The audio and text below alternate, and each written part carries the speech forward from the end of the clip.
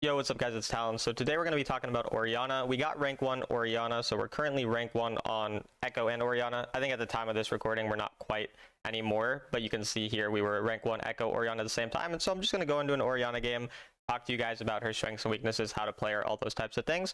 So let's get right into it. Okay, so I decided to show you guys the game that got me rank 1 Orianna. We're against a brand here, and so I'm kind of just going to talk a lot more generally about Orianna. I have a lot of videos going into specific details of different games, but some like general things for Orianna in terms of matchups, stuff like that. Usually she's going to do a lot worse than do aggressive comps who can dive on her really easily, and those types of comps, but she's going to be really good against champions who don't have really easy ways onto her, or who she can kite really easily, or when champs don't really outrange her. And then she's going to be really good with champions who she can combo well with. So Camille, for example, this game, I can throw my ball on Camille when she ults someone, and then I can use my ult to combo, and it's a really good one-shot combo. Champions like Vi or Wukong, you know, those types of things are really good as well. When it comes to the early lane phase of Orianna, generally you want to throw your ball on someone whenever they walk up for a last hit. That's going to be the most general thing. Like here you saw, I used my ball on the brand a second ago. Because he walked up for a last hit, and that's just generally the main time I'm going to poke people, or if they use their spells. So for example, here he just used a spell, he's walking up for a last hit, and so I use my QW on him to try to get poke. Your goal in lane is mostly to outpoke your enemy and then get a recall before them for mana boots. You're usually not going to actually kill someone in lane. It's pretty rare that you're going to have the damage to kill someone pre-level 5, and so you're usually looking for that recall first by just getting that prio. Generally, that's the main thing. Usually after crashing the 4th wave, that's what you're going to do. Also, I do have the build on my champion overview. If you just go to my champion overviews playlist, you'll find the build in the mid lane kind of section there, if you're curious on the specific build. But again, you can see here we just slowly have the lane kind of pushing. We're not in a super aggressive spot, but because this is the 4th wave, I want to start to try to clear it a bit more quickly. So that's why you see me kind of spamming the wave and clearing it as fast as possible so that I have the opportunity to recall before the enemy. So this is usually kind of the wave that's most important to play around as a whole as Orianna, because then you can take the recall here. You see me recalling. My teammate ends up fighting the Lee Sin, forcing out his flash, and so we can kind of see like that, but we even still will prioritize mid lane, because what happens is if Brand goes here to the fight and top side, we'll deny him an entire wave and get a turret plate, and if he doesn't go, then my team is just fine. So either way, I'm really happy. We can see Brand did indeed rotate, so he loses out on a full wave, and I get a turret plate, and I get control over the next wave, which gives me an opportunity to rotate down towards bottom lane now, and so I'm going to be able to get the same amount of roams, but I don't lose out on any gold. And then I'm still, you know, in a very good spot. Now, obviously here, we end up backing off because we see Lee Sin, and so even though Brand gets a kill, I'm even gold with him, and denying him gold, and I got more XP from the lane, and then you can see I actually end up rotating here since I saw the jungler on the other side, and that's how we end up getting a nice little kill here onto the Thresh. I'm not going to talk super hard about the combos either, because I do have the champion overview again that talks about specific combos, but it's pretty straightforward. Usually first ability, second ability, and then you either ult or you third ability back if you need to. Oftentimes you want to make sure you hit your W before you hit your ult, because it'll slow them so they can't walk out of your ultimate, but it kind of depends, because for example, if you're trying to steal a Baron, then the combo is usually going to be first ability, ultimate, second ability, but when you're just trying to like kill someone, usually you first ability, second ability, ult. That's typically how you're going to do it, so kind of depends on the situation, but that's usually it. It's pretty straightforward because pretty much all your damage is based around your ball, so that's really what you're focused on anytime you can be. And yeah, I mean, it's pretty straightforward, again, mechanically speaking. The really hard part about Orianna is kind of understanding her range limits as well. And one way you can kind of get around the fact that she has a little bit of a lower range and her first ability is hard to land is to leave the ball a bit in front. So like, for example, you see how my ball is kind of placed already on the ground. Sometimes I won't put it back to me, like I'll just keep it there, as you can see, and then it's going to just easily be able to instantly kill the Thresh there. So like, I'm going to go back to kind of explain what I mean. So here, notice how before I actually like finish my combo, I have the ball here. So if the ball was on me, it would take a lot longer to travel towards Thresh, but look how quickly it travels because it's already really close to him and I already just have it sitting there. So then I just instantly throw it to him and he dies right away because he doesn't have time to react. But if the ball was on me initially and then I threw it to him, he'd be able to react. And so that's kind of a good way to make sure that you can kind of catch people off guard. Throwing that ball out early in team fights, and then kind of just like oftentimes it gets lost by the enemy. That type of thing as well is really valuable. And then also your wave clear is really good. So a lot of times you can just do something like I did there. You just walk up, you wave clear, and then you just recall because there's no wave. And so playing around that recall, or that wave clear rather, allows you to get a lot of easy recall timers and roam timers because of how fast you can wave clear. Especially when you're on 2 or 3 items, you're pretty much going to one-shot an entire wave. So that's really something to look for with the Ludens as well. That's why I go Ludens. That's one of the reasons I go Ludens, is because the wave clear is nice compared to Archangels. A lot of people like Archangels. To me, really bad itemization early game in terms of like before you actually finish Archangels, you have to build a tier, which is pretty bad compared to the components of Ludens. Your early game damage is so much lower and your wave clear is always worse. So it doesn't really make a lot of sense to me to go for that. You saw the wave clear already early game. I'm only on 1 item and I'm already just one-shotting a wave so that I can have complete control over this side of the map if the enemy do want to walk in. Now they end up trading. If you see the enemy trading, usually all you need to do is just take control over mid and be the first one on the wave. So you see here, I try to be the first one on the wave to have control. Here I'm obviously zoning out the Brand, making him flash. He didn't need to flash, but he's a silly goose, so he flashed anyway.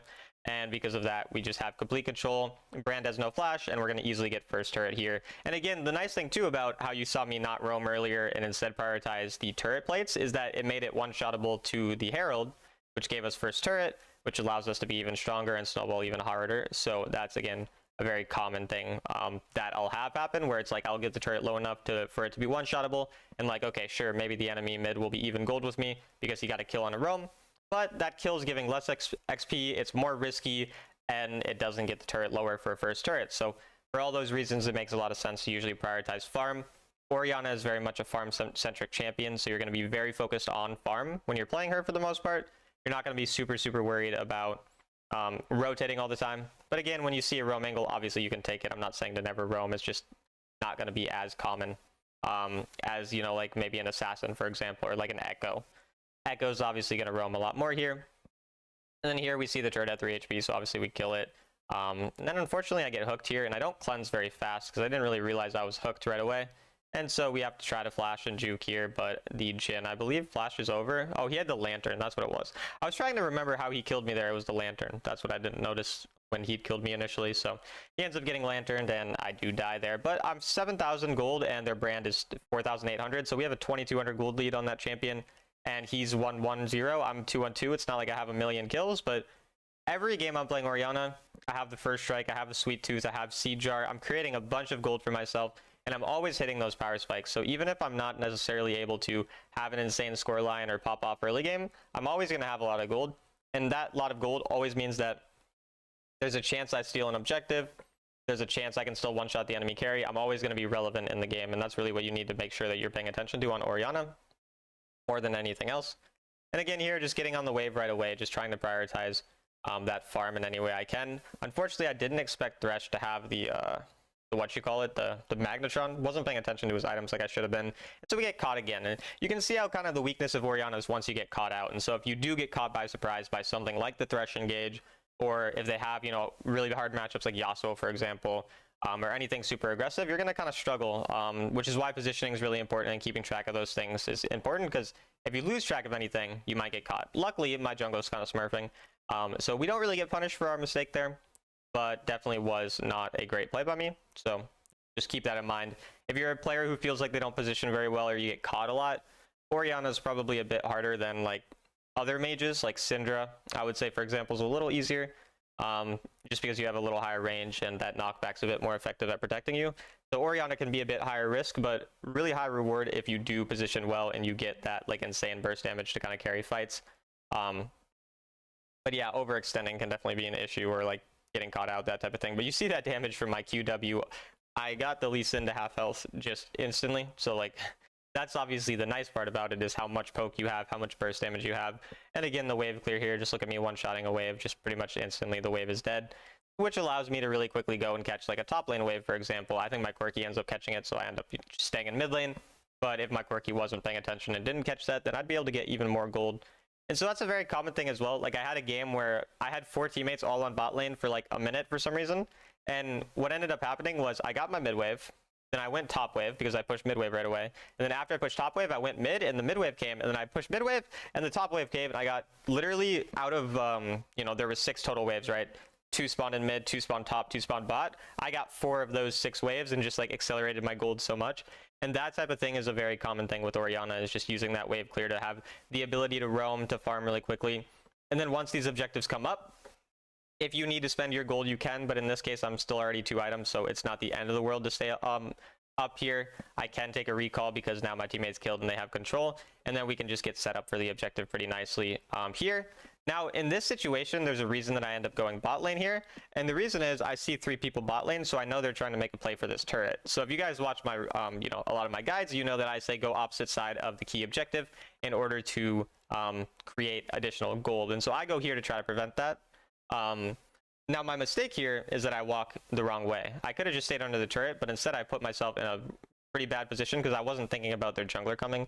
You're going to see in a second their jungle comes. I wasn't looking at my map, and so I didn't notice him there, and so then I get caught, and we end up dying. So in terms of the macro, the play that I made here makes a lot of sense to want to protect that turret so that the enemy can't get value from the fact that, you know, they're trying to make an opposite side play. But obviously I position incorrectly, and so you can see multiple times you get punished for your positioning, and so this is by no means the best Orianna game I've played. But I wanted to show you guys this because it's good also to learn from when you see me make mistakes. These are common mistakes I make. Even, you know, at this point I'm like 60-something% win rate on Orianna and was rank 1 at this time. I think I'm rank 2 now. I don't remember exactly. But even then you're still going to be making a lot of those mistakes. But my Viego like actually smurfed this game super hard, so shout out to him for that. He's playing very well. I don't remember if he kills that though. No, he ends up just getting out. But yeah, Gian is he's a sovereign player. He's a very good jungle player. So I was happy to have him on my team for the final game to hit sovereign. And he's on Viego, which is a champion I'll see him on a lot. But here again, we're just focusing on farm. You can see like even though I'm 2-3-3, my team is doing well. So shout out to them. But I'm still like really fed this game. I'm like nearly most gold. I assume my jungle probably has more gold than me. Yeah, he has like 500 more gold, 600 more gold than me. But like we're very fed still. We're still just constantly using that wave clear to catch that wave, then look to see if we can move if we need to. Since it's the mid game and the Baron's starting to spawn, I'm not being too over aggressive when I move, but I am moving when I can. We get the steal on their blue buff because we can burst down objectives really fast. They recently nerfed jungle, which I'm very happy about. At this point in this video, the jungle's not nerfed yet, but you'll see, you know, it'll be nerfed soon in the future videos and whatever.